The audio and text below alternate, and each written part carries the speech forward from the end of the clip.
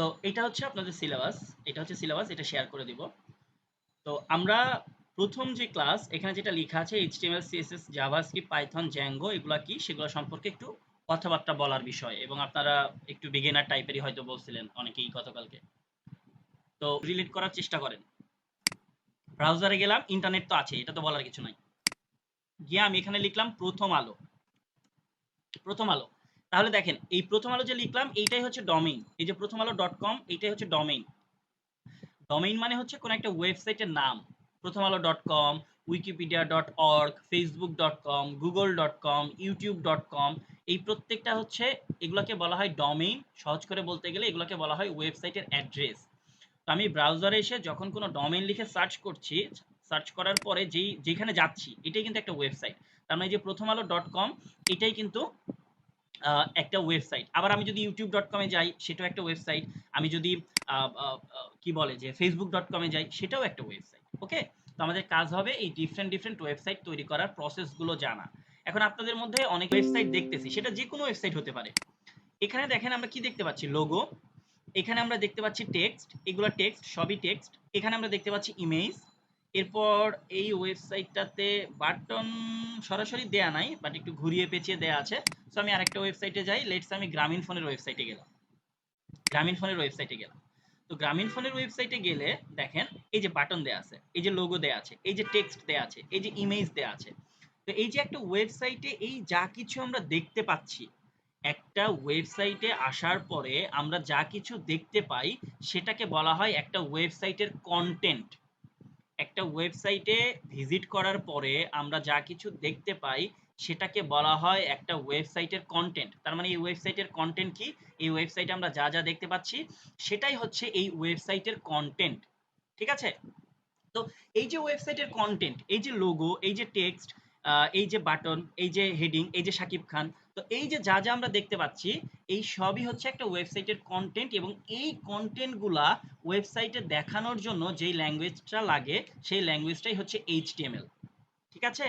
তার মানে এইচটিএমএল দিয়ে আমরা একটা ওয়েবসাইটে কি কন্টেন্ট দেখাবে সেটা ডিসাইড করতে পারি।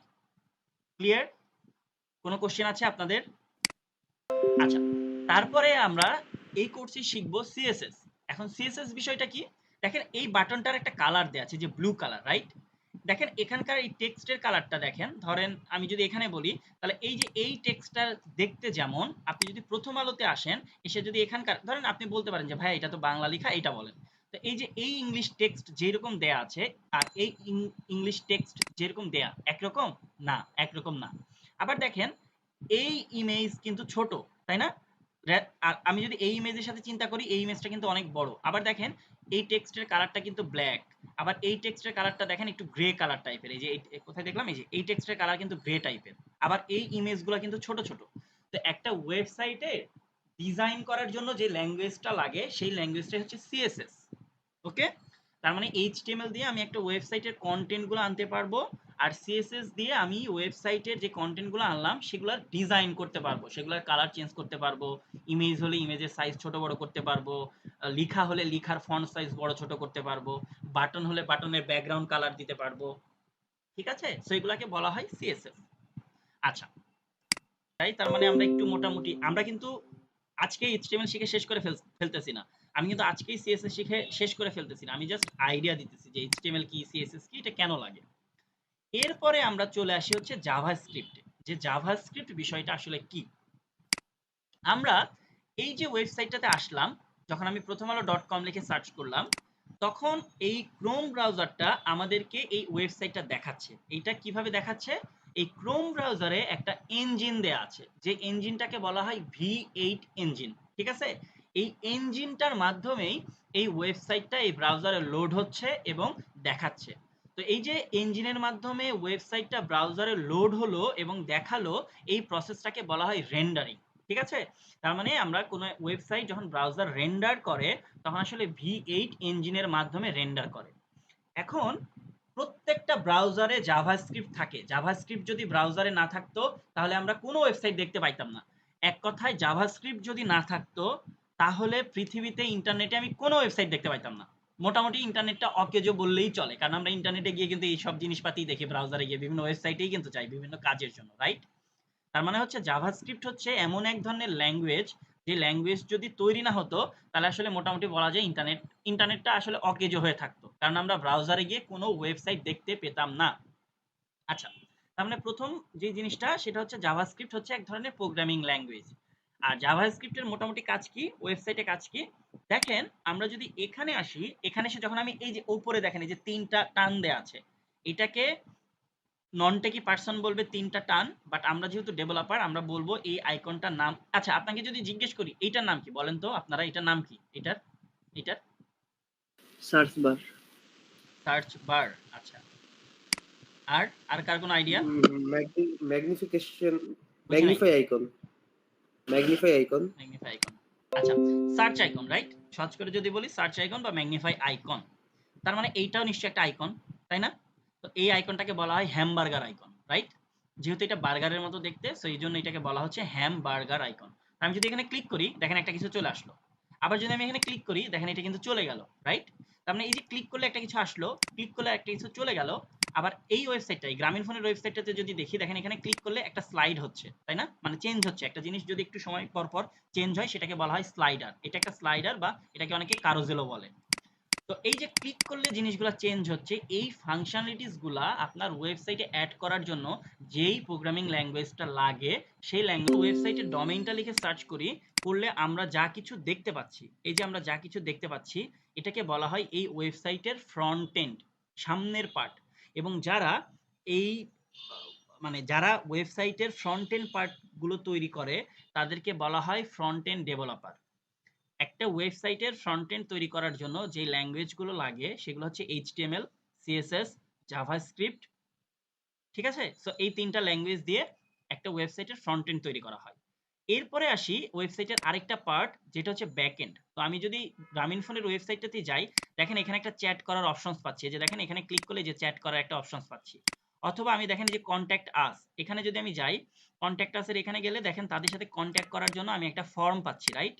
তো এই ফর্মে যখন আমি ডেটাগুলো দিয়ে সাবমিট করি তখন কিন্তু এই ডেটাগুলা গ্রামীণ ফোনের কাছে সামহাউ পৌঁছে, রাইট? গ্রামীণ ফোনের কাছে যদি ডেটাগুলো না যেত তাহলে কিন্তু তারা এই কন্ট্যাক্ট ফর্ম এখানে দিত না। তো আমি যখন এই কন্ট্যাক্ট ফর্মে ডিটেলস গুলো দিয়ে সাবমিট বাটনে ক্লিক করছি তখন এই ডেটাগুলো কিভাবে যাবে, কোথায় গিয়ে স্টোর হবে, সেই প্রসেসটাকেই বলা হয় একটা ওয়েবসাইটের ব্যাক এন্ড। তার মানে ব্যাক এন্ড হচ্ছে ভেতরের অংশ। আর একটা ওয়েবসাইটের ব্যাক এন্ড তৈরি করার জন্য বিভিন্ন ল্যাঙ্গুয়েজ ব্যবহার করা যেতে পারে। জাভাস্ক্রিপ্ট ব্যবহার করা যেতে পারে ব্যাক এন্ডের জন্য, পাইথন ব্যবহার করা যেতে পারে, পিএইচপি ব্যবহার করা যেতে পারে, রুবি ব্যবহার করা যেতে পারে, আরো অনেক ল্যাঙ্গুয়েজ আছে যেগুলো, যেমন গো নামে একটা ল্যাঙ্গুয়েজ। তো ছোট আছি, সো আমরা কি করব, আমরা এখানে এসে একটা ফোল্ডার ক্রিয়েট করব, রাইট ক্লিক করব। আপনি যে কোনো ড্রাইভে তৈরি করতে পারবেন, আমি সাধারণত একদম হোমেই করতেছি, ঠিক আছে? তো রাইট ক্লিক করলাম, রাইট ক্লিক করে যে নিউ এই যে ফোল্ডার, এখানে ক্লিক করলাম। এখানে ক্লিক করার পরে আমি এখানে লিখলাম যে ডে ওয়ান, লেটস এরকম একটা লিখলাম। সাধারণত ফোল্ডারের নামগুলো লোয়ার কেস লেটারে দেওয়া ভালো, আর স্পেস না দিয়ে সেখানে আপনি আন্ডারস্কোর বা হাইফেন দিবেন তাহলে সুবিধা হয়। ওকে, তো আমি এখানে ডে ওয়ান নামে একটা ফোল্ডার ক্রিয়েট করলাম, যে ফোল্ডারের মধ্যে এখন পর্যন্ত কিছু নাই। তো এই যে ফোল্ডারটা তৈরি করলাম কেন করলাম, কারণ এর মধ্যে আমি কোডগুলা রাখবো, আমি এই ফোল্ডারের ভেতরে কোডগুলা রাখবো, রাইট? এখন আমাকে তো এই ফোল্ডারের ভেতরে তাহলে কোড লিখতে হবে। তো আমি কি করব, এই ফোল্ডারটাকে এবার আমি ওপেন করব ভিজুয়াল স্টুডিও কোডে। কারণ কি, আমরা কোড লিখবো কিন্তু ভিজুয়াল স্টুডিও কোডে, আর কোডগুলো স্টোর করব কোথায়, এই ফোল্ডারে। তাহলে এই ফোল্ডারটা ভিজুয়াল স্টুডিও কোডে ওপেন করার জন্য আপনার কম্পিউটারে প্রথমে ভিজুয়াল স্টুডিও কোড ইনস্টল থাকতে হবে। যেহেতু আমার কম্পিউটারে ভিজুয়াল স্টুডিও কোড ইনস্টল করা আছে, আমি এখানে ক্লিক করলাম, করে আমি এখানে ভিএস কোড বা শুধু কোড লিখে সার্চ করলে চলে আসবে এই যে ভিজুয়াল স্টুডিও কোড। এবার এখানে ক্লিক করলাম।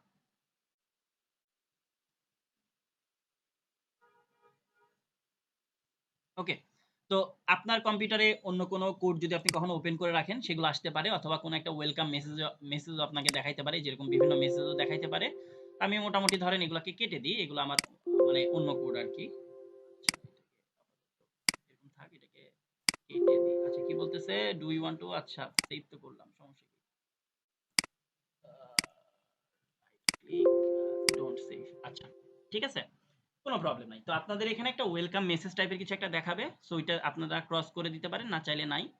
এখন এই ভিজুয়াল স্টুডিও কোডে আপনাকে আপনার প্রজেক্টের ফোল্ডারটা ওপেন করতে হবে। করার জন্য এই যে ফাইলে যাবেন, এই যে ফাইল, এরপর এখান থেকে আসবেন ওপেন ফোল্ডার, ওপেন ফোল্ডারে আসার পর আপনার কম্পিউটার থেকে আপনি বলবেন যে আপনি কোন ফোল্ডারটা ওপেন করবেন। তো আমি ফোল্ডারটা তৈরি করে রাখছিলাম কোথায়, ডেস্কটপে। সো ডেস্কটপে আসি, ডে ওয়ানে ক্লিক রাখি। ডে ওয়ানে ক্লিক রাখার পরে সিলেক্ট ফোল্ডার এখানে ক্লিক করি। করলে যেটা হবে, এই যে দেখেন ডে ওয়ান ফোল্ডারটা এখানে চলে আসছে। ওকে, এখন আমরা এখানে প্রথমে এইচটিএমএল লিখব। তো এইচটিএমএল লেখার জন্য আমাকে এখানে ফাইল ক্রিয়েট করতে হবে, যে ফাইলের ভেতরে আমি এইচটিএমএল এর কোডগুলো লিখব। তো ফাইল ক্রিয়েট করার জন্য যে নিউ ফাইল এখানে ক্লিক করতে পারবেন, অথবা এই যে ফাইল, এরপর এখান থেকে এসে নিউ ফাইল এখান থেকেও করা যায়, অথবা একটা সহজ ওয়ে হচ্ছে, মানে এটা এটা বেশি সহজ, সেটা হচ্ছে আপনি এই ফোল্ডারের পাশে দেখেন বিভিন্ন আইকন দেওয়া আছে, এই যে আইকন। তো এই প্রথম আইকনটাকে যদি আপনি কার্সার রাখেন তাহলে দেখেন দেখাবে নিউ ফাইল। ওকে, তো এখানে ক্লিক করবেন। এখানে ক্লিক করে যেহেতু এইচটিএমএল লিখবেন, এ কারণে আপনাকে নাম দিতে হবে index.html। এই যে .html এটা অবশ্যই আপনাকে দিতে হবে। আপনি ইন্ডেক্সের পরিবর্তে যে কোনো কিছু দিতে পারবেন, তবে তবে যখন আপনি বড় ডেভেলপার হবেন নিজেই বুঝতে পারবেন যে শুরুর ফাইলটা ইন্ডেক্স দেয়া ভালো। আমরা হয়তো একটা সময় দেখলে দেখতে পারি যে কেন ইন্ডেক্স দিব। আমি এখানে mushfiq.html লিখতে পারতাম, কোনো প্রবলেম নাই, বাট স্ট্যান্ডার্ড হচ্ছে ইন্ডেক্স লেখা। ওকে, আর লাস্টেরটা যেটা .html, এটাকে বলা হয় এই ফাইলের এক্সটেনশন। যেমন আপনারা দেখবেন বিভিন্ন ধরনের ইমেজ যদি খেয়াল করেন তাহলে দেখবেন জেপিজি ইমেজ, পিএনজি ইমেজ, তারপর দেখবেন ডক ফাইল, তারপরে আপনারা দেখবেন পিপিটিএক্স ফাইল, তারপরে আপনারা দেখবেন পিডিএফ ফাইল। তো এগুলা কি ওই ফাইলটার এক্সটেনশন, রাইট? তার মানে ওই এক্সটেনশন দেখে আমরা বুঝতে পারি ফাইলটা কি ধরনের। যেমন কোন একটা ফাইলের যদি নামটা এরকম হয় সামথিং ডট পিডিএফ, তখন আমরা কি বলি, এটা একটা পিডিএফ ফাইল, রাইট? ঠিক একই রকম ভাবে যেহেতু আমরা এইচটিএমএল লিখব, এ কারণে অবশ্যই আমাদেরকে .html দিতে হবে। এইটা দ্বারা ব্রাউজার বুঝবে যে এটা হচ্ছে একটা এইচটিএমএল ফাইল, এবং এই ডটের আগে বা পরে কোনো স্পেস দেওয়া যাবে না। ইন্ডেক্সের পরে সঙ্গে সঙ্গে ডট দিতে হবে, দেন এইচটিএমএল লিখতে হবে। লেখার পর বাইরে ক্লিক করবেন, করলে দেখেন এই যে ওয়েলকাম মেসেজটা কেটে দিই, এই যে দেখেন index.html নামে ফাইলটাতে লেখার জন্য দেখেন এখানে ব্লিঙ্ক করতেছে। তার মানে এখানে আপনার ফাইলগুলো থাকবে, আর এই পাশটাতে আপনি ফাইলগুলোকে লিখতে পারবেন। আপনি চাইলে এটাকে টেনে ছোট বড় করে রাখতে পারবেন, আপনি চাইলে এটাকে হাইড করে রাখতে পারবেন, আবার চাইলে আপনি আনহাইড করতে পারবেন। ঠিক আছে? সো আমি এখানে এসে এই যে index.html নামে ফাইলটা ক্রিয়েট করলাম। তার মানে আমি যদি একটু রিক্যাপ করি, কোন একটা প্রজেক্ট শুরু করার জন্য আপনাকে প্রথমে একটা ফোল্ডার ক্রিয়েট করতে হবে। বাই দ্য ওয়ে, এখানে যে গুগল ক্রোমের আইকনটা দেখতে পাওয়ার কারণ হচ্ছে আমার কম্পিউটারের ডিফল্ট ব্রাউজার হচ্ছে গুগল ক্রোম, এখানে ক্রোমের আইকনটা দেখাচ্ছে। আপনার কম্পিউটারে যদি ডিফল্ট ব্রাউজারটা থাকে ফায়ারফক্স বা সাফারি, আপনি সেটা লোগো দেখতে পাবেন। এইটা নিয়ে ওয়ারিড হওয়ার কিছু নাই। এই এই আইকন এখানে কোনো কিছুকে ভ্যারি করবে না, সো এটা যা আছে থাক। তো কোনো একটা প্রজেক্ট শুরু করার জন্য ফার্স্টে আপনাকে ফোল্ডার ক্রিয়েট করতে হবে। সেকেন্ড স্টেপ হচ্ছে ভিজুয়াল স্টুডিও কোডে গিয়ে আপনাকে এই ফোল্ডারটা ওপেন করতে হবে। দেন এই ফাইলের এখানে ক্লিক করে index.html দিয়ে একটা ফাইল ক্রিয়েট করতে হবে। করলে আপনি এই ফাইলের এই যে ডান পাশে লিখতে পারবেন। এখন HTML শেখার জন্য মূলত যেটা শিখতে হয় সেটা হচ্ছে HTML কিভাবে লিখে, তাই না? যেমন বাংলা একভাবে লিখতে হয়, ইংরেজি একভাবে লিখতে হয়, ম্যাথ একভাবে লিখতে হয়, তাই না? প্রত্যেকটা ল্যাঙ্গুয়েজ আলাদা আলাদাভাবে লিখতে হয়। তো HTML লেখার জন্য আপনাকে যে জিনিসটা জানতে হবে, এই যে এইটা এইটা এটা জানতে হবে। দেন একটু স্পেস দিলাম, স্পেস না দিলেও হতো, বাট দেখার জন্য আমি স্পেস দিলাম। এরপরে এইটা এইটা এইটা এই জিনিসটা শিখতে হবে। HTML-টা চলে এইভাবে। সো এর ভেতরে কিছু একটা লেখা থাকে, আমরা একটু পরে সেটা জানবো যে এর ভেতরে কি লেখা থাকে। এই দুইটা জিনিস আপনাদের শিখতে হবে, যে একটা গ্রেটার দেন, তারপর হচ্ছে কিছু একটা, তারপর আবার এখানে একটা সাইন থাকবে, মানে গ্রেটার দেন আর লেস দেন এই আইকনগুলো থাকে, বা অ্যাঙ্গেল ব্র্যাকেট অনেকে বলে। আর এখানেও গ্রেটার দেন লেস দেন থাকবে, শুধুমাত্র এখানে একটা ফরওয়ার্ড স্ল্যাশ, এই যে সামনের দিকে ঝুঁকে আছে এটাকে বলা হয় ফরওয়ার্ড স্ল্যাশ, আর এটাকে বলা হয় ব্যাক স্ল্যাশ। তো আমরা দিব ফরওয়ার্ড স্ল্যাশ। তো এই যে এই জিনিসটাকে বলা হবে ট্যাগ। তো আমরা একটু শুরু করি তাহলে যে এইচটিএমএল কিভাবে শুরু করতে হয়।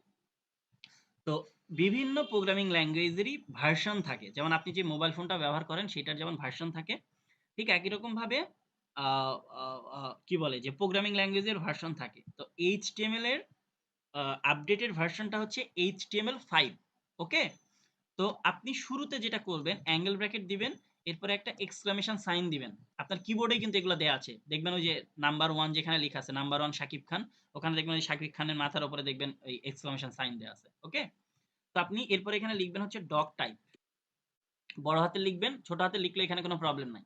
তবে বেশিরভাগ মানুষজন এটা বড় হাতের লিখে। আপনি এখানে লোয়ার কেস লেটার লিখলেও হবে, কোনো অসুবিধা নাই। বাট এখানে এইচটিএমএলটা অবশ্যই ছোট হাতে লিখতে হবে, এইচটিএমএলটা আপনি বড় হাতে লিখতে পারবেন না। ঠিক আছে? লিখার পর এইটা দিয়ে দিবেন। এটা হচ্ছে আপনি বললেন ডক টাইপ এইচটিএমএল মানে হচ্ছে ডকুমেন্ট টাইপ এইচটিএমএল, মানে ডকুমেন্ট মানে কি, এই এইচটিএমএল ফাইলটা একটা ডকুমেন্ট। ঠিক আছে? সো এই ডকুমেন্ট টাইপটা হচ্ছে এইচটিএমএল। যেহেতু ব্রাউজারে আপনি ওয়েবসাইট ভিজিট করবেন এবং আপনার কম্পিউটার, তারপর আপনার ব্রাউজার, এখানে বলে দিলেন ডক টাইপ এইচটিএমএল। ওকে, এইটা বলার পরে, এই লাইনটা বলার পরে একটু নিচে চলে আসবেন। এখানে আপনি, আমি 2-3টা স্পেস দিচ্ছি, আপনি স্পেস দিলেও হবে, স্পেস না দিলেও মানে হবে, এটা কোনো বাধা ধরার নিয়ম নাই যে কয়টা স্পেস দেওয়া লাগে। আপনাদের দেখার সুবিধার জন্য আমি একটু বেশি করে স্পেস দিচ্ছি। এরপরে এর ভেতরে আপনাকে লিখতে হবে হচ্ছে HTML। তো এই যে দেখেন আমি কিন্তু অ্যাঙ্গেল ব্র্যাকেট দিলাম, দিয়ে ছোট হাতের, সবসময় ছোট হাতে লিখতে হবে এগুলা। এরপরে HTML লিখলাম, লিখার পর আবার একটা অ্যাঙ্গেল ব্র্যাকেট দিলাম, দেওয়ার সাথে সাথে দেখেন এইখানে এটা চলে আসছে। ধরেন কোনো কারণে এটা আসে নাই, তাহলে আবার কি করা লাগতো, একটু আগে দেখলাম না, এটা দেওয়া লাগতো, এই যে এটা অ্যাঙ্গেল ব্র্যাকেট, দেন ফরওয়ার্ড স্ল্যাশ, দেন এখানে যেভাবে HTML লিখছেন হুবহু সেইভাবে এখানে লিখতে হবে, দেন অ্যাঙ্গেল ব্র্যাকেট দিয়ে শেষ করে দিতে হবে। আর এই মাঝখানে এখানে এসে কিছুটা জায়গা বের করে নিলাম, কারণ আমরা যতগুলা কোড লিখবো সবগুলা কোড থাকবে এর ভেতরে। এই যে যেই স্ট্যান্ডার্ডটা মেনটেন করে আমরা কোডগুলো লিখবো এটাকে বলা হয় সিনট্যাক্স। সিনট্যাক্স মানে হচ্ছে কোন একটা ল্যাঙ্গুয়েজ কিভাবে লিখে, যেমন বাংলা যেভাবে লিখে সেটাকে বলা হয় বাংলা লেখার সিনট্যাক্স, গণিত যেভাবে লিখে সেটাকে বলা হয় গণিত লেখার সিনট্যাক্স, কেমিস্ট্রিতে ওই সিম্বলগুলো বা সংকেতগুলো যেভাবে লিখতে হয় সেটাকে বলা হয় কেমিস্ট্রি লেখার সিনট্যাক্স। ঠিক আছে? তো এইচটিএমএল লেখার সিনট্যাক্স হচ্ছে ফার্স্টে আপনাকে ডক টাইপ এইচটিএমএল দিতে হবে, এরপর এইচটিএমএল এর শুরু এইচটিএমএল এর শেষ করতে হবে, এবং এর মাঝখানে আপনার যত কোড সেগুলো লিখতে হবে। ওকে, ওকে। এখন এইটাকে এইচটিএমএল এ বলা হয় ওপেনিং ট্যাগ, আর এটাকে বলা হয় ক্লোজিং ট্যাগ। এইচটিএমএল এ এটাকে বলা হয় ওপেনিং ট্যাগ আর এটাকে বলে ক্লোজিং ট্যাগ। আপনারা একটু আমাকে বলেন তো এই ওপেনিং ট্যাগ আর এই ক্লোজিং ট্যাগের মধ্যে পার্থক্য কোথায়?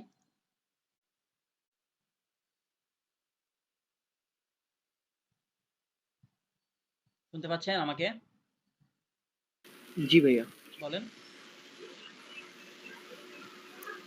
ক্লোজিং ট্যাগে ওই যে অ্যাঙ্গেল ব্র্যাকেটের পরে একটা স্ল্যাশ আছে আর ওপেনিং এ সেটা নাই আর কি। হ্যাঁ, একটু নেই। সো ওপেনিং ট্যাগ আর ক্লোজিং ট্যাগের মধ্যে পার্থক্য খুবই ছোট, খুবই শাটল। সেটা হচ্ছে এই যে এখানে একটা ফরওয়ার্ড স্ল্যাশ দেওয়া থাকবে, ওপেনিং ট্যাগে কোনো কিছু দেওয়া থাকবে না। এখন ট্যাগ জিনিসটা কি, আমরা আরেকটু ট্যাগ লিখি তারপরে বললে আপনাদের বুঝতে সুবিধা হবে। ঠিক আছে? তো আমরা একটু পরে বোঝার চেষ্টা করব যে ট্যাগ বিষয়টা কি। এতক্ষণ পর্যন্ত যা যা আমি বলছি, সো এই আচ্ছা, বুঝতেছি। আচ্ছা, সো এই এইচটিএমএল এর শুরু এবং শেষের ভেতরে এখন আমরা কোড লিখব। এখন এইচটিএমএল কিছুটা মানুষের মতো। আমরা যদি আমাদের কথা চিন্তা করি তাহলে আমরা কিন্তু আমাদের সব চিন্তা কোথায় করি, আমাদের মস্তিষ্কে, আমাদের ব্রেনে, তাই না? আর আমরা এক্সিকিউট করি কি দিয়ে? হাত দিয়ে, পা দিয়ে, এগুলো দিয়ে মানে শরীরের বিভিন্ন অঙ্গ প্রত্যঙ্গ দিয়েই তো আমরা এক্সিকিউট করি, রাইট? তো এই এইচটিএমএল এর ভেতরে আপনার দুইটা অংশ থাকবে, একটা হচ্ছে হেড আর একটা হচ্ছে বডি। ওকে, তো আমরা এই এইচটিএমএল এর ভেতরে ফার্স্টে তাহলে লিখি হেড, এবং সব সময় দেখবেন এই অ্যাঙ্গেল ব্র্যাকেটের খেলা হবে। মানে এইচটিএমএল এ আপনি সব সময় কিভাবে খেলবেন, সব সময় আপনি খেলবেন হচ্ছে এই ফরওয়ার্ড স্ল্যাশ, অ্যাঙ্গেল ব্র্যাকেট আর ফরওয়ার্ড স্ল্যাশ দিয়ে। এই কারণে আমি প্রথমেই বলছিলাম যে এইচটিএমএলটা শিখে হেড, এখানে হেডটা রাখলাম, রেখে হেডের এই যে মাঝখানে, এই পেটের মাঝখানে না কিন্তু, নিচে চলে আসলাম, খেয়াল করেন এই যে নিচে আসলাম, নিচে এসে এখানে লিখলাম হচ্ছে BODY, বডি। ওকে, তাহলে উপরে লিখলাম হেড, নিচে লিখলাম বডি, এবং এতগুলো স্পেস এখানে দেওয়ার দরকার নাই, এখান থেকে একটু স্পেস রিডিউস করে নিলাম। এখন এই যে হেড, এই হেডের ভেতরে এখানে একটু জায়গা দিলাম, এখানে জায়গা দিলাম, দিয়ে এবার এর ভেতরে এসে আমি লিখলাম TITLE। আচ্ছা, আজকে শর্টকাট না দেখাই তাহলে হয়তো একটু আপনাদের অসুবিধা হতে পারে। তো TITLE এইভাবে লিখি, লিখে এই যে ভিজুয়াল স্টুডিও কোডে আপনি ওপেনিং ট্যাগ লেখার সাথে সাথে ওরা ক্লোজিং ট্যাগ দিয়ে দেয় আর কি। ঠিক আছে? তো আমি যেহেতু এই হেড ট্যাগের ভেতরে এইটা হবে, কার ভেতরে লিখতেছি খেয়াল করেন, এই হেডের দেখেন, দেখেন এখানে ক্লিক রাখলে এই যে শুরু এবং শেষ এই যে হাইলাইটেড হয়ে যাচ্ছে। দেখেন আমি HTML এর এই ওপেনিং ট্যাগে ক্লিক করলে এই যে ওপেনিং ট্যাগ এবং ক্লোজিং ট্যাগ দেখিয়ে দিচ্ছে ভিজুয়াল স্টুডিও কোড। তো আমি যদি হেডটাকে ক্লিক রাখি তাহলে হেডের শুরু এটা, শেষ এটা। তো এই হেডের ভেতরে টাইটেলটা লিখতেছি, এই জন্য এই টাইটেলের সামনে গিয়ে আমরা একটা ট্যাব দিয়ে দিব, যাতে করে আমাদের নিজেদের বুঝতে সুবিধা হয় যে এই টাইটেল ট্যাগটা হচ্ছে এই হেড ট্যাগের ভেতরে।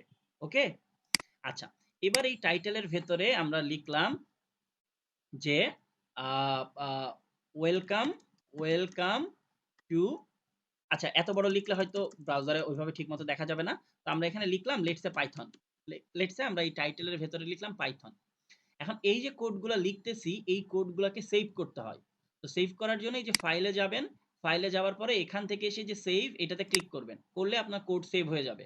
আপনি যদি পাইথনের পরে আবার একটা স্পেস দিয়ে আবার একটা ডট দেন, মানে যে কোনো চেঞ্জ করার সাথে সাথে আপনাকে অবশ্যই সেভ করতে হবে কোড, কোড সেভ না করলে কিন্তু আপনি আউটপুট দেখতে পাবেন না, ওই চেঞ্জের পরের আউটপুটটা আর কি। তো আমরা অনেক সময় ভুলে যাই সেভ করতে, তো এই কারণে ভিজুয়াল স্টুডিও কোড যেটা, ওরা তো অনেক স্মার্ট, তো ওরা যেটা করে রাখছে এই অটো সেভ অপশনসটা দিয়ে রাখছে। তো আপনারা ভিজুয়াল স্টুডিও কোডে অটো সেভ বাই ডিফল্ট দেয়া থাকবে না, তার মানে আপনি কোনো একটা চেঞ্জ করলে খেয়াল করেন এখানে কিন্তু এই যে এরকম আছে, তো দেখেন আমি যখন এখানে কিছু একটা ডট দিতেছি এই যে চেঞ্জ হয়ে গেছে, এই যে দেখেন একটা সার্কেল আসছে, তার মানে এই সার্কেল দেখা মানে বুঝবেন যে আপনার কোডটা সেভ নাই। তো আমি কি করব, আমরা যেহেতু ভুলে যাই, তো আমরা এই ফাইলে এসে এই অটো সেভ অপশনসটা অন করে দিয়ে রাখবো, তাহলে আপনি যখনই কোনো চেঞ্জ করবেন এটা অটো সেভ হয়ে যাচ্ছে, দেখেন এখন কিন্তু আর সার্কেল আসতেছে না। ওকে, তো কি করলাম তাইলে, তাহলে এখানে এসে ফাইলে এসে যে অটো সেভ এটা অন করে দিয়ে রাখলাম, তাহলে কোডগুলা আপনার লিখার সাথে সাথে সেভ হয়ে যাবে, আপনার সেভ করা লাগবে না। তো আমরা এই যে index.html এ এসে খুবই বেসিক কোডটা লিখলাম, এটা আমাদের দেখতে হবে। তো আমরা আমাদের কোডের আউটপুট কোথায় দেখতে পাই, কোডের আউটপুট দেখতে পাই ব্রাউজারে, তাই না, যেহেতু আমরা ওয়েবসাইট তৈরি করা শিখবো। তো যেহেতু কোডের আউটপুট আমরা ব্রাউজারে দেখতে পাই, সো এই কোডটাকে আমাদের ব্রাউজারে ওপেন করতে হবে। তো এই কোডটাকে ব্রাউজারে ওপেন করব কিভাবে, আমার এই কোডটা কোথায় আছে, এই ফোল্ডারটার ভেতরে, রাইট। তো এই ফোল্ডারটাতে ডাবল ক্লিক করি, করলে এই যে index.html। আর এখানে একটা কথা বলে রাখি, অনেক সময় আপনারা যেটা হবে যে আপনারা দেখবেন যে এই যে এরকম দেয়া আছে আপনাদের, তো এটা দেওয়ার কারণ হচ্ছে এই index.html মানে এক্সটেনশনটা কিন্তু এখন আর শো করছে না।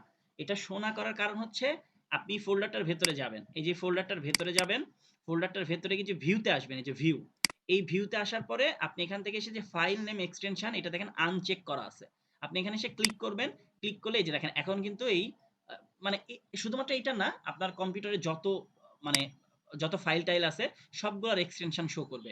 আপনি যদি এখান থেকে সেটাকে আনচেক দিয়ে দেন তাহলে দেখেন কোনোটার কিন্তু আর এক্সটেনশন দেখা যাচ্ছে না, ঠিক আছে। তো এখান থেকে এটাকে একটু চেক দিয়ে রাখবেন, তাহলে আপনার নিজের জন্য বুঝতে সুবিধা হবে। তো আমি একটু চেক করে দিয়ে রাখি, দেন এখানে আসি। তাহলে এই ফাইলটা আমি ব্রাউজারে দেখার জন্য এই ফাইলটার উপরে গিয়ে রাইট ক্লিক করব, রাইট ক্লিক করে এখান থেকে দেখেন লেখা আছে এই যে দেখেন ওপেন উইথ, এই যে ওপেন উইথ, এবারে এই ওপেন উইথ থেকে একটু মিউট করে রাখবেন, এই ওপেন উইথ থেকে এই যে গুগল ক্রোম এখানে যাবেন। ভাই আপনাদের মধ্যে কেউ আনমিউট হয়ে আছেন, একটু কাইন্ডলি মিউট করে রাখবেন। তো এখানে এসে যে পাইথন এই ফোল্ডারটা কিন্তু আমরা ওপেন করলাম, আরেকবার আমি দেখাই, দেখেন এখানে এসে যে index.html এখানে রাইট ক্লিক করি, রাইট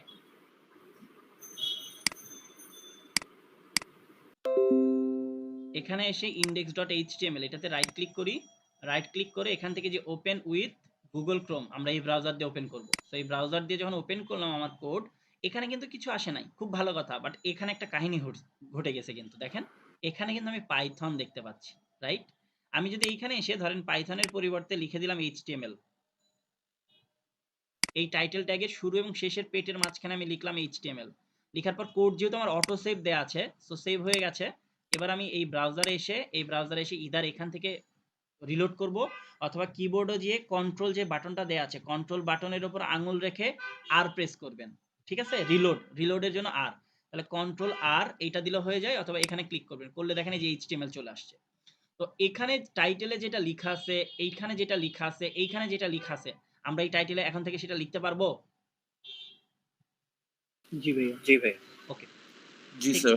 ওকে ঠিক আছে। আচ্ছা, তাহলে আমরা এই হেড ট্যাগের ভেতরে এসে এই টাইটেলটা লেখা শিখে গেলাম। তো আমি ধরেন এখানে আপাতত HTML টাই লিখে রাখলাম, বা ধরেন আমরা লিখে রাখলাম ডে 1। ওকে, তো অটো সেভ দেওয়া আছে, আরেকবার একটু ক্রস চেক করে নিই।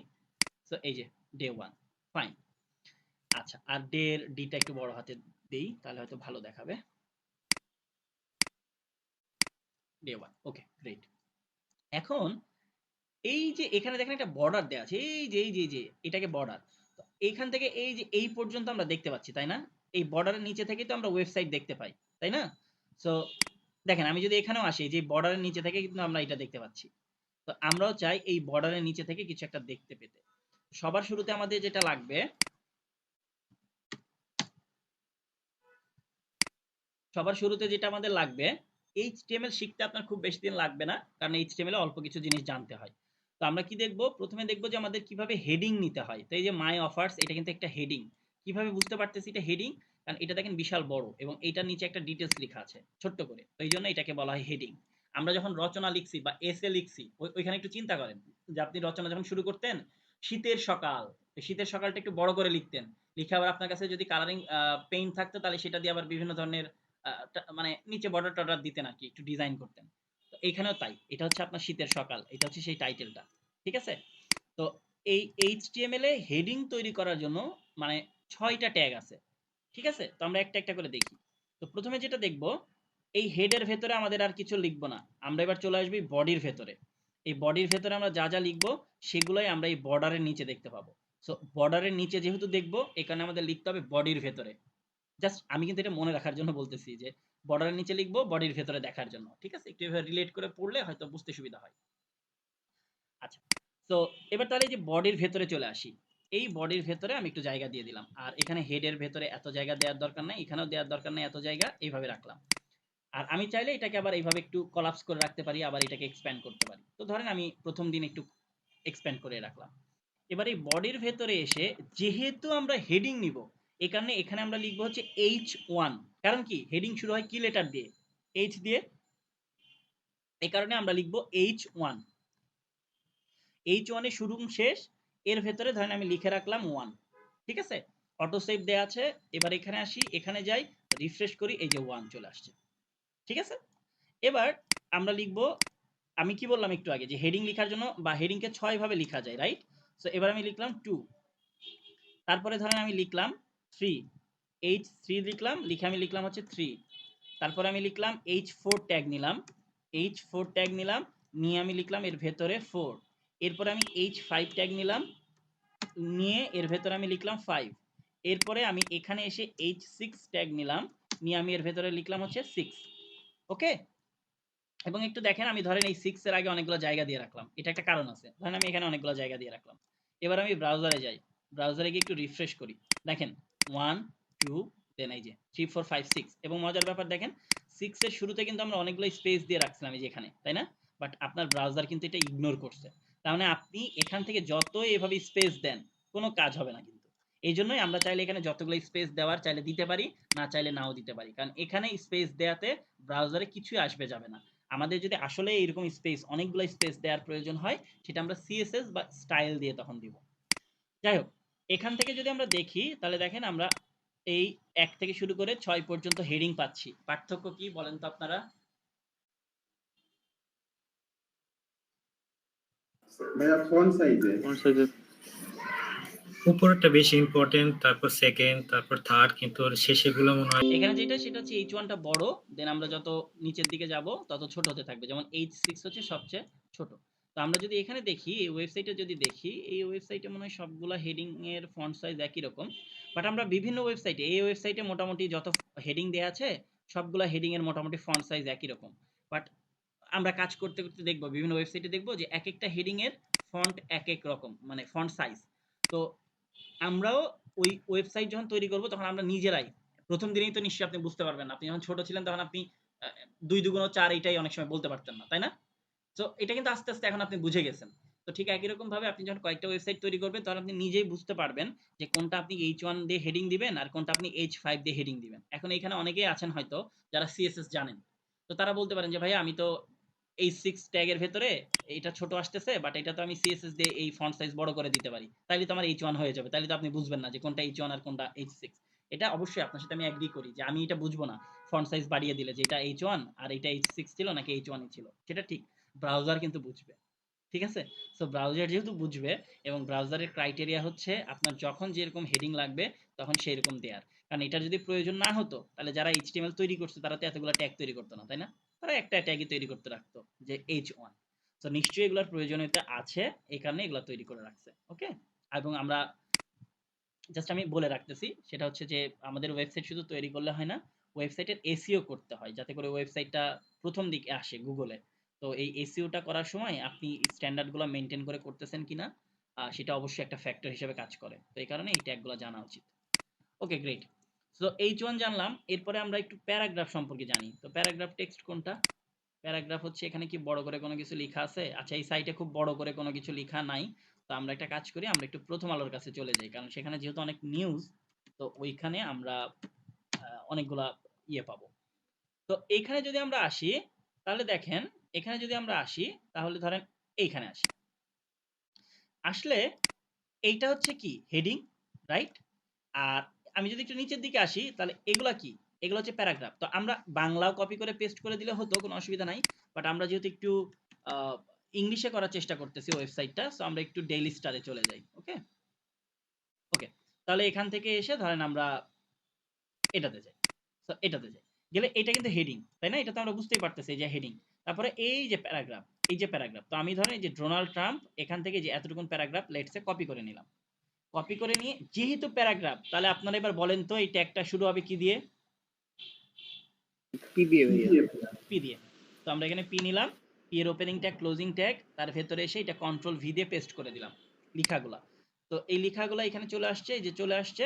সো আমি যদি এখানে যাই, এখানে গিয়ে যদি এখান থেকে রিফ্রেশ করি, তাহলে এই যে প্যারাগ্রাফ চলে আসছে। ওকে, এখন এইখানে ঠিক মতো আসছে, কিন্তু আপনার ব্রাউজার ইয়াতে টেক্সট এডিটরে দেখেন একটা স্ক্রল বার আসছে, মানে আপনি এই টেক্সটগুলো ঠিক মতো দেখতে পাচ্ছেন না। তো স্ক্রল বারকে অফ করে দেওয়ার জন্য এখানে যাবেন ভিউতে, এই যে ভিউতে যাওয়ার পর এই যে দেখেন লেখা আছে ওয়ার্ড র‍্যাপ, এই যে ওয়ার্ড র‍্যাপ, এটাকে এনেবল করে দিবেন। করে দিলে এই যে এখন দেখেন আর স্ক্রল বার নাই, এখন আপনি ঠিক মতো টেক্সটগুলোকে দেখতে পাবেন।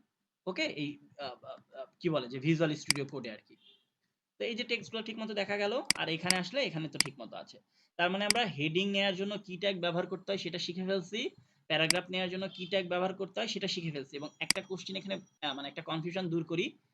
দেখেন, আপনি যদি ওয়েবসাইটটা দেখেন তাহলে তাহলে তাহলে ধরেন আমি ধরেন এইখানেই যাই, একটু এই পেজেই যাই।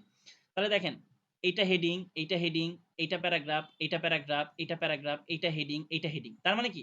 তার মানে আপনি একটা ওয়েব পেজে কিন্তু একাধিকবার হেডিং নিতে পারবেন। ধরেন আমি এখানে, ধরেন আমি এই প্যারাগ্রাফটা নিলাম, নেওয়ার পরে ধরেন আমার মন চাইছে যে আমি আরেকটা হেডিং নিব, তাহলে প্যারাগ্রাফের নিচে আসবো, নিচে এসে এবার একটা হেডিং 2 নিলাম, নিয়ে ধরেন আমি লিখলাম যে this is heading, this is heading 2, TWO, আর এখানকার এইচটা ছোট হাতে দিয়ে দিই, দিস ইজ হেডিং 2। আর এর নিচে ধরেন আমার প্যারাগ্রাফ নেওয়ার প্রয়োজন, তাহলে আমার পি ট্যাগ নিতে হবে। নিয়ে আমি আর টেক্সট কপি করলাম না, আমি এখানে লরেম লিখলাম, লরেম লিখে আমি এন্টার দিয়ে দিলাম। দিলেই যে কিছু টেক্সট, এই টেক্সটের কোনো মানে নাই, এগুলোকে বলা হয় ডামি টেক্সট। সো এই যে লরেম টেক্সট এখানে চলে আসলো, কিভাবে আনলাম? এখানে লরেম লিখলাম, লরেম লিখার পর আমি এন্টার দিয়ে দিলাম, দিলেই যে লরেম টেক্সট চলে আসতেছে। আপনার যদি অনেক বেশি লরেম নেওয়ার প্রয়োজন হয়, আপনি এখানে লিখবেন হচ্ছে লরেম। দেখেন একটা বিষয় দেখাই, ধরেন আপনার দুইটা ওয়ার্ড নেওয়ার প্রয়োজন, সো আপনি যদি এই যে লরেম লিখে 2 লিখে এন্টার করেন, এই যে দুইটা ওয়ার্ড আসছে, এই যে লরেম এবং ইপসাম। তো আপনার যদি 100টা নেওয়ার প্রয়োজন হয়, আপনি এখানে লিখবেন লরেম, লিখার পর আপনি 100 লিখবেন, লিখে এন্টার করবেন, করলে এই যে লরেমের 100টা ওয়ার্ড চলে আসবে। ওকে, তো এবার যদি আপনি এখানে আসেন, এখানে এসে যদি আপনি এখান থেকে রিফ্রেশ করেন, তাহলে দেখেন এই যে দিস ইজ হেডিং 2, দেন এই যে প্যারাগ্রাফ। তো আমি যেটা বোঝানোর চেষ্টা করতেছি আপনাদেরকে সেটা হচ্ছে যে একটা ওয়েব পেজে একাধিক হেডিং থাকতে পারে, একাধিক প্যারাগ্রাফ থাকতে পারে। আপনার যখন প্যারাগ্রাফ লাগবে আপনি প্যারাগ্রাফ ট্যাগকে কল করবেন, কল করলেই প্যারাগ্রাফটা শো করবে আর কি। কোনো কোয়েরি? তাড়াতাড়ি শেষ করে তারপর হচ্ছে ওই মানে ফ্লেক্স ফ্লোর প্রপার্টি এই সমস্ত গুলো একটু বেশি সময় দিলে ভালো হবে ভাইয়া। আচ্ছা, সো এবার আমরা তৈরি করবো হচ্ছে ইমেজ ট্যাগ। সো ইমেজ নেওয়ার জন্য এবার আমরা লিখবো ইমেজ, এরপর ইমেজের ভেতরে কোন ইমেজটা শো করবে সেটা দেখাইতে হবে। তো সেটা দেখানোর জন্য আমাদের এই প্রজেক্টে কোনো ইমেজ নাই, রাইট? তো এখানে এসে রাইট ক্লিক করি, দেন এখানে নিউ, এরপর এখানে ফোল্ডার। সো এই ফোল্ডারে এসে আমরা এখানে লিখে দিই হচ্ছে ইমেজ, এই ফোল্ডারের নাম রাখলাম ইমেজ, এই ফোল্ডারের ভেতরে আমরা ইমেজ রাখবো। তো আমার কম্পিউটার থেকে আমি ধরেন কিছু ইমেজ নিয়ে আসলাম, আপনারা আনস্প্ল্যাশ, পিক্সাবে, পিক্সেলস এগুলা থেকে ইমেজ ডাউনলোড করে নেবেন, এগুলাতে ফ্রি ইমেজ পাওয়া যায়। ওকে, তো আমি আমার কম্পিউটার থেকে ধরেন 2-4টা ইমেজ এখানে নিয়ে আসলাম, ধরেন এই যে কোন একটা ব্যাচে হয়তো আইপ্যাড দেখানো হচ্ছিল, সো সেটাকে এখানে আমি পেস্ট করে দিই। আচ্ছা, এবার একটা বিষয় খেয়াল করেন, সো এই ইমেজটা এখন কোথায় আছে? এই প্রজেক্টে আছে, ঠিক আছে? তো আমি এখানে কোড লিখতেছি কোথায়? index.html এ। আর আপনার ইমেজটা কোথায় আছে? এই যে ইমেজ ফোল্ডারের ভেতরে আছে। তো যেহেতু ইমেজটা ইমেজ ফোল্ডারের ভেতরে আছে, এজন্য প্রথমে আপনাকে ফোল্ডারের নাম দিতে হবে। ফোল্ডারের নাম আপনি এখানে যেভাবে লিখছিলেন সেভাবে লিখতে হবে, এবং ফোল্ডারের নাম সবসময় লোয়ার কেস লেটারে লিখবেন। তো ইমেজ, এরপর ফরওয়ার্ড স্ল্যাশ, এরপর এই যে আইপ্যাড। ওকে, তো আমি যদি এটা দেই, দিয়ে যদি এখান থেকে সে রিফ্রেশ করি, করলে এই যে ইমেজটা চলে আসছে, এই যে ইমেজটা চলে আসছে। এবং এখানে একটা অল্টারনেটিভ টেক্সট আসতেছে, এই অ্যাট্রিবিউটটাকে বলা হয় অল্টারনেটিভ টেক্সট। এর ভেতরে এই ইমেজটা কিসের সেটা আপনি বলে দিতে পারেন। তো ইমেজটা যেহেতু আইপ্যাডের, আপনি এখানে লিখে দিবেন অল্টারনেটিভ টেক্সট হিসেবে আইপ্যাড। যেহেতু আপনারা বললেন যে ট্যাগগুলো হয়তো একটু হালকা করে রিভাইজ দিয়ে দিলে হবে, অত ডিটেলস না বললেও হবে, আমি তাহলে ওই হালকা করেই বলে যাই। আচ্ছা, তো হেডিং দেখলাম, প্যারাগ্রাফ দেখলাম, ইমেজ দেখলাম, এরপরে আমাদেরকে কি লাগবে দেখেন, আমাদের লিংক লাগবে। তো আমি যদি গ্রামীণ ফোনে দেখি যে একটা বাটন দেওয়া আছে, আবার দেখেন আমি যদি এই যে ডেইলি স্টারে দেখি যে এখানে কার্সারটা নিয়ে গেলে দেখেন এটার কালারটা চেঞ্জ হচ্ছে, কার্সারটাও চেঞ্জ হচ্ছে। সো এটাকে বলা হয় লিংক। তো এই লিংক তৈরি করার জন্য যে ট্যাগটা ব্যবহার করা হয় সেই ট্যাগটাকে বলা হয় অ্যাঙ্কর ট্যাগ। অ্যাঙ্কর ট্যাগ নেওয়ার জন্য এ লিখবেন, এ লিখার পর এন্টার করে দিবেন। ভিজুয়াল স্টুডিও কোডে একটু শর্টকাট দেখাই, তাহলে আপনারা যেহেতু একটু করে জানেন, এ লিখবেন, অ্যাঙ্কর ট্যাগ যেহেতু এই জন্য এ লিখার পর এন্টার দিবেন। দিলে এই যে অ্যাট্রিবিউট সহ চলে আসবে, ঠিক আছে। অ্যাট্রিবিউট মানে হচ্ছে এই ট্যাগে কি কাজ, যেমন এখানে ইমেজের ভেতরে দুইটা অ্যাট্রিবিউট দেওয়া আছে, একটা হচ্ছে সোর্স, একটা হচ্ছে অল্টারনেটিভ টেক্সট। অ্যাট্রিবিউট হচ্ছে এই ট্যাগকে নতুন কিছু তথ্য দিচ্ছে। যেমন আমরা যদি এই সোর্স অ্যাট্রিবিউটের মধ্যে ইমেজটা না দিতাম, ধরেন এই ইমেজটা যদি না দিতাম, তাহলে কিন্তু আমরা সাইটে গিয়ে ইমেজটা দেখতে পেতাম না, রাইট? ইমেজটা কিন্তু নাই। তো এই অ্যাট্রিবিউটটা কি বলতেছে যে কোন ইমেজটা দেখাবে। সো অ্যাট্রিবিউট হচ্ছে ট্যাগকে নতুন কিছু তথ্য দেয়। তাহলে এই href এর ভেতরে আমি ধরেন লিখলাম রিড মোর, এই কথাটা লিখলাম। লিখার পরে আমি যদি এখানে এসে এবার রিলোড করি, তাহলে আচ্ছা ইমেজটা আসলো না কেন, আইপ্যাড, ও আচ্ছা এখানে ইমেজ ফোল্ডারটা লিখি নাই, imag ইমেজ ফোল্ডার, এটা ওকে। তো এই যে আমি রিড মোর লিখলাম, লিখার পর আমি যদি এখান থেকে সে রিফ্রেশ করি, তাহলে এই যে রিড মোর বাটন মানে ইয়েটা চলে আসছে, লিঙ্কটা চলে আসছে, কার্সারটা নিয়ে গেলে দেখেন চেঞ্জ হচ্ছে।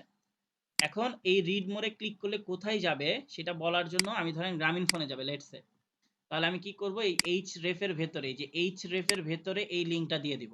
তাহলে এই রিড মোরে যখন কেউ ক্লিক করবে তখন এই ওয়েবসাইটে চলে যাবে, এই গ্রামীণ ফোনে চলে যাবে। আপনি যদি এখানে facebook.com দিতেন তাহলে facebook.com এ যেত।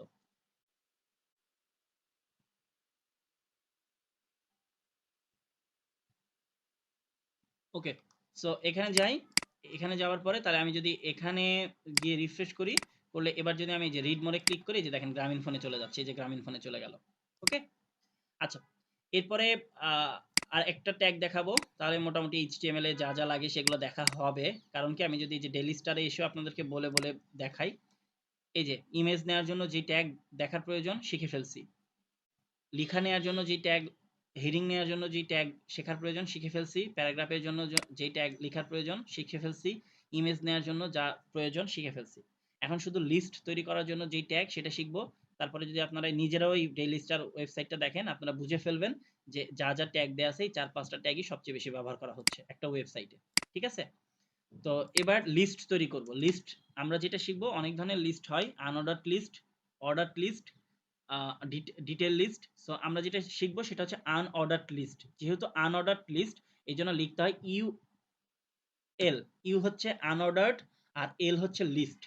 লিখে এন্টার করব, করে আনঅর্ডারড লিস্টের ভেতরে লিস্ট আইটেম তৈরি করব। সো লিস্ট আইটেম, এন্টার দিব। তো আমি এখানে লিখলাম 1। এরপরে আমি এর নিচে আসব, নিচে এসে li, এরপরে আমি লিখবো হচ্ছে 2। এরপরে ধরেন আমার 3 লেখার প্রয়োজন, তাহলে নিচে আসবো li, লিখে আমি লিখবো 3।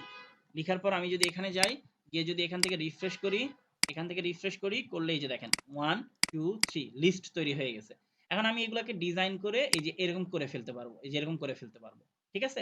তো আমি যদি এখানে একটা রাইট ক্লিক করে একটু ইন্সপেক্ট করি, এখানে রাইট ক্লিক করে ইন্সপেক্ট করলাম, করলে দেখেন আমরা যা শিখতেছি এখানে তাই দেয়া আছে। দেখেন এই যে ইউএল, ভেতরে কি লেখা আছে সেটা দেখার দরকার নাই, এই যে ইউএল, তারপর এই যে এলআই, আমরাও কিন্তু তাই শিখছি। দেখেন এই যে ইউএল, এই যে ইউএল এর ভেতরে এই যে এলআই, আপনি চাইলে আরো করতে পারবেন। আপনি এটাকে ডুপ্লিকেট করি, তো শিফট অল্টার ডাউন অ্যারো দিয়ে দেই, ডাউন অ্যারো দিলে এই যে ডুপ্লিকেট হয়ে গেল। তারপরে এর ভেতরে লিখি আমরা হচ্ছে 4 FOUR, এরপরে আমরা এখানে লিখি 5। এরপর আমরা এখানে আসি, এখানে এসে রিফ্রেশ করি, এই যে 1 2 3 4 5। ওকে, তো দেখি আপনাদের সিলেবাসে কত রকম দেয়া আছে। HTML কি, প্যারাগ্রাফ, ইমেজ, অ্যাঙ্কর দেখছি। এরপর হচ্ছে এই যে আনঅর্ডারড লিস্ট দেখছি, আর অর্ডার লিস্ট হচ্ছে ওএল দিয়ে করা যাবে। দেখেন আমি এই পুরোটা কপি করলাম, এই পুরোটা কপি করে এর নিচে দিয়ে দিলাম, দিয়ে এই সিম্পলি অর্ডার লিস্ট যেহেতু আমি এখানে লিখলাম ও, এখানে অর্ডার লিস্ট এখানে লিখলাম ও, ঠিক আছে। সো আনঅর্ডার্ড হলে ইউএল আর অর্ডার্ড হলে ওএল। এবার যদি আমি এখানে ব্রাউজারে গিয়ে রিফ্রেশ করি তাহলে দেখেন এই যে 1 2 3, বাট আনঅর্ডার্ড আর অর্ডার্ড এর মধ্যে পার্থক্য হচ্ছে এগুলোতে বুলেট পয়েন্ট আসবে আর এগুলোতে 1 2 3 আসবে। ওকে, আচ্ছা তাহলে প্যারাগ্রাফ দেখা, হেডিং, প্যারাগ্রাফ, ইমেজ, অ্যাঙ্কর দেখছি, আনঅর্ডার্ড লিস্ট, অর্ডার লিস্ট দেখছি। আর কিবোর্ড শর্টকাট তো আস্তে আস্তে দেখবো, আজকে একটু দেখলাম যে কিভাবে কপি পেস্ট করা যায়, কিভাবে ট্যাগগুলো ডিরেক্ট আনা যায়, কিভাবে লরেম টেক্সট আনা যায়, সামনে আমরা আরো দেখবো। আচ্ছা ফর্ম আজকে কমপ্লিট করা হয়তো, আচ্ছা আপনাদেরকে ফর্ম দেখানো হয়েছিল এইচটিএমএল এ, এরপরে একটু ফর্মটা দেখে দিন। এরপরে দেখি আসলে কমেন্টস, এইচটিএমএল এ কিভাবে কমেন্টস করা যায়, ঠিক আছে। এই কমেন্টসটা আমরা আজকে শুধু দেখে রাখি কিভাবে করতে হয়। এইটা বুঝতে হলে যখন আমরা অনেকগুলো কোড লিখবো তখন আমাদের জন্য কমেন্টসটা কেন জানা প্রয়োজন সেটা বুঝতে সুবিধা হবে। কমেন্টস হচ্ছে আপনি নোট লিখে লিখে রাখার মতো, যেমন ছোটবেলা যখন আপনি অঙ্ক করতেন তখন আপনি সাইডে কিন্তু লিখতেন এক্স কে 2 দ্বারা ভাগ করে, ওয়াই কে 3 দ্বারা গুণ করে, এরকম করতেন না? তার মানে কি এটা আপনার হেল্প হতো, রাইট? এই কমেন্টও লোকজন কোডে এই কারণেই লিখে। তো কমেন্ট লেখার জন্য এইচটিএমএল এ কন্ট্রোলের উপর আঙুল রেখে ফরওয়ার্ড স্ল্যাশ দিবেন, দিলে যে কমেন্টের সাইন চলে আসলো। আপনি চাইলে এটাকে বসে বসে টাইপ করতে পারেন, আবার আপনি চাইলে শর্টকাট ব্যবহার করতে পারেন। শর্টকাটের জন্য কন্ট্রোল, কিবোর্ডের কন্ট্রোল বাটনে আঙুল রেখে ফরওয়ার্ড স্ল্যাশ প্রেস করবেন। এখন এর ভেতরে আপনি লিখে রাখলেন ধরেন যে H2 starts। তো এই কমেন্টের ভেতরে আপনি যেগুলো লিখবেন সেগুলো কিন্তু আপনি এখানে দেখতে পাবেন না, যেমন দিস ইজ হেডিং 2, এটার উপরে আপনি কমেন্ট লিখে রাখছেন। তো আপনি যদি এখানে আসেন, এখানে এসে যদি রিফ্রেশ করেন আপনি কিন্তু হেডিং এর উপরে কমেন্ট দেখতে পাবেন না। তো কমেন্ট কেন করে? কমেন্ট করে যখন এই কোডটা কেউ দেখবে তখন যাতে বুঝতে পারে যে এই কমেন্টের দ্বারা যে নিচে আসলে কি কাজ করা হচ্ছে। তার মানে কোনো একটা কোডকে এলাবোরেট করার জন্য কমেন্ট ব্যবহার করা হয়। ওকে, আচ্ছা প্রত্যেকটা প্রোগ্রামিং ল্যাঙ্গুয়েজে কমেন্ট আছে, এইচটিএমএল আছে, সিএসএস আছে, জাভাস্ক্রিপ্ট আছে, পাইথনে আছে, প্রত্যেকটা ল্যাঙ্গুয়েজে কমেন্ট থাকে। আচ্ছা এরপরে যেটা দেখব সেটা হচ্ছে সুপারস্ক্রিপ্ট আর সাবস্ক্রিপ্ট। তো এইটা কেমনে লিখে, তো তার আগে আমরা একটু দেখি যে দেখেন আমরা যদি এই ওয়েবসাইটটাতে যাই এবং এই ওয়েবসাইটটাতে যদি একটু নিচের দিকে আসি, এই কোথায় ডেইলি স্টারে, তো এই যে দেখেন 2023, এটা শুরুতে দেখেন একটা কপিরাইট সিম্বল দেয়া আছে, এটাকে বলা হয় এনটিটি, ঠিক আছে। তো এইটা আমরা কিভাবে আনবো?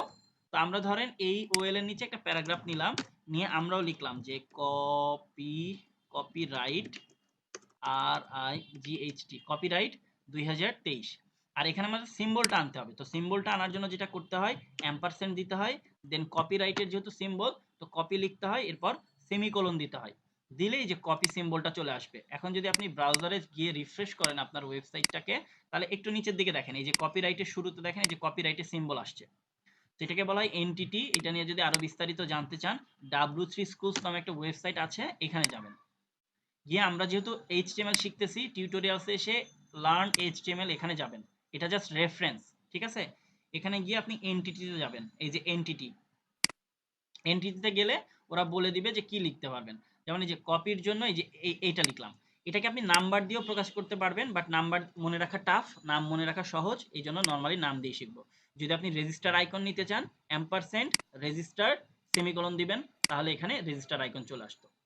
ওকে, আর সুপারস্ক্রিপ্ট সাবস্ক্রিপ্ট কি দেখেন, এখানে যদি আমি লিখি ধরেন আমি এখানে লিখলাম H2 লিখলাম, H2 এর ভেতরে গিয়ে ধরেন আমি লিখলাম H2O, ঠিক আছে, H2O।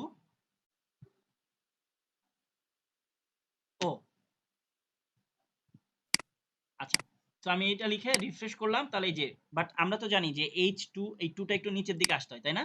তো এই 2টাকে যদি আমরা নিচের দিকে আনতে চাই তাহলে এখানে লিখতে হয় সাবস্ক্রিপ্ট SUB লিখে, এটা একটা ট্যাগ এবং এই ট্যাগের ভেতরে আমরা 2 দিয়ে দিলাম, ঠিক আছে।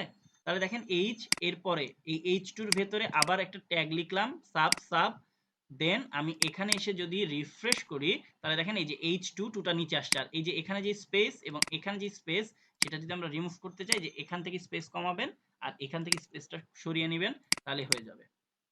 তো এটা গেল হচ্ছে সাবস্ক্রিপ্ট, ঠিক আছে। এখন এটা যদি আমি মাথার উপরে দিতে চাই, ধরেন এই লাইনটা আমি কপি করব, shift alt down arrow, copy হয়ে গেল।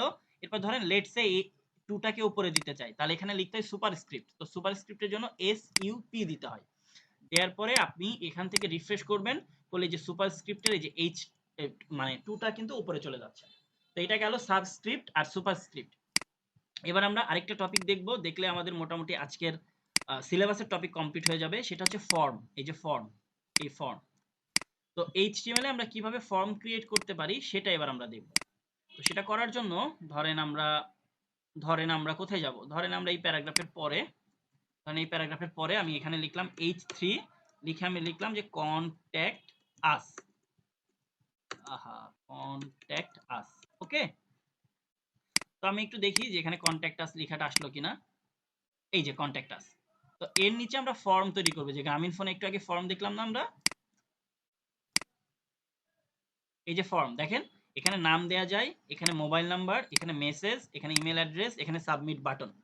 তো এই যে ফর্ম যে তৈরি করব, এই প্রত্যেকটা ফর্মকে বলা হয় একটা করে ফিল্ড। এখানে যদি আমি দেখি, এই প্রত্যেকটাকে বলা হয় একটা করে ফিল্ড। একটু মনোযোগ সহকারে দেখেন, সেটা হচ্ছে এই পুরোটা একটা ফর্ম, এই পুরোটা একটা ফর্ম। ওকে, এটা হচ্ছে একটা ফিল্ড। কারণ কি, ফর্মের মাধ্যমে কি করা হয়, ইউজারের কাছ থেকে ডেটা নেওয়া হয়। ইউজার এখানে তার নাম দিবে, এখানে মোবাইল নাম্বার দিবে, এখানে মেসেজ লিখবে, এখানে ইমেল অ্যাড্রেস দিবে, দেন এই বাটনে প্রেস করবে, তাই না? তো এই ফিল্ডটাকে বলা হয় নেম ফিল্ড, এই ফিল্ডটাকে বলা হয় নাম্বার ফিল্ড। এই যে এখান থেকে দেখে দেখে আমি বলতেছি, কিন্তু এটাকে বলা হয় মেসেজ ফিল্ড, আর এটাকে বলা হয় ইমেল ফিল্ড, আর এটা হচ্ছে সাবমিট বাটন। তো আমরা এরকম একটা তৈরি করি, তাহলে নাম, মোবাইল নাম্বার, মেসেজ। ওকে, তো যেহেতু ফর্ম তৈরি করব, এই জন্য আমাদের যে ট্যাগটা নিতে হবে, সেই ট্যাগের নাম হচ্ছে ফর্ম। ফর্ম ফর্ম লিখে আমি এন্টার করে দিব। দিলে এর ভেতরে যে অ্যাকশন আছে, আপাতত এই অ্যাকশন আমরা কাজ করব না, সো অ্যাকশনটাকে কেটে দিলাম। দিয়ে যে ফর্মের শুরু এবং শেষ, এই যে ফর্মের শুরু এবং শেষ, এখানে কিছুটা জায়গা নিলাম। এখন ফর্ম কি করে, ইউজারের কাছ থেকে ইনপুট নেয়, এ কারণে এখানে লিখতে হয় ইনপুট। লেখার পর এন্টার দিবেন।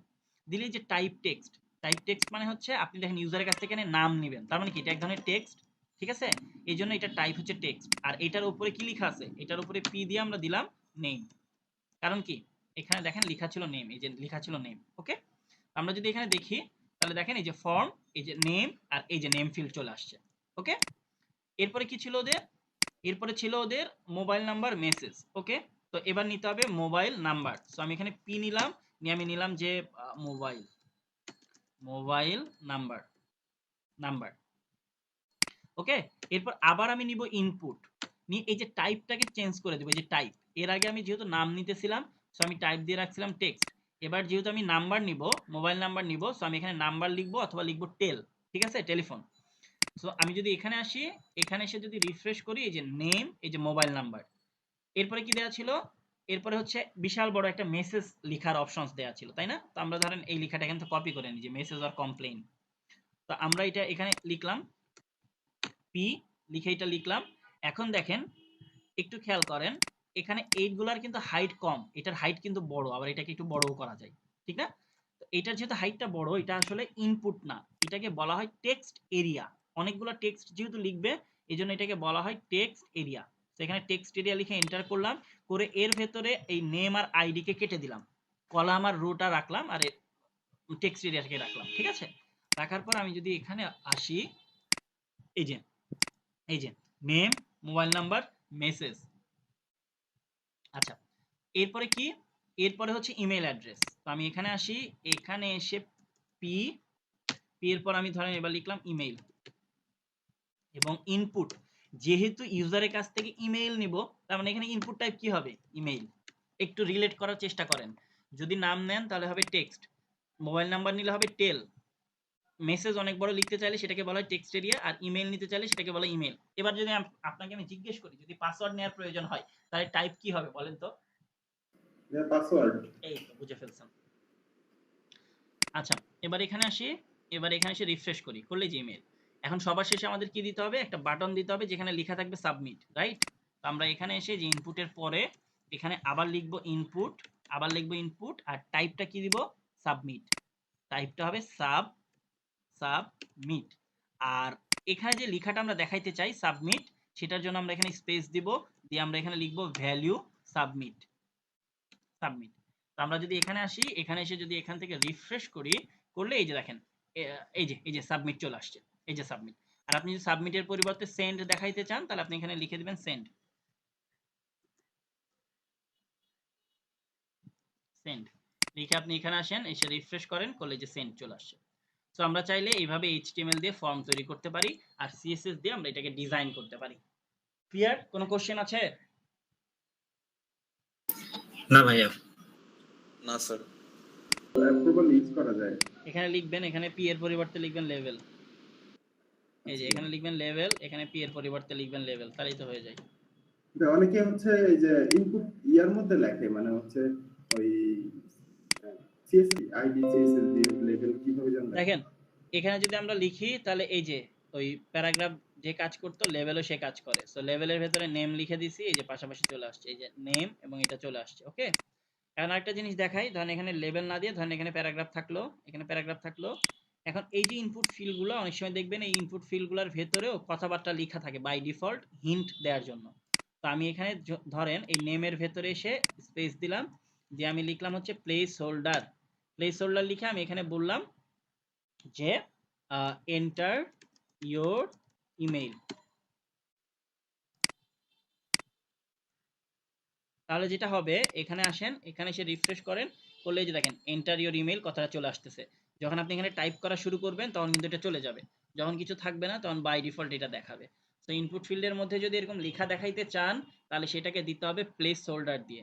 ওকে, ঠিক আছে। দেখতেছি এই ওয়েবসাইটটা দেখানোর জন্য নিশ্চয়ই কোড লেখা হয়েছে, কোড লিখেই তো এই ওয়েবসাইটটা দেখানো হচ্ছে। তো এই যে কোড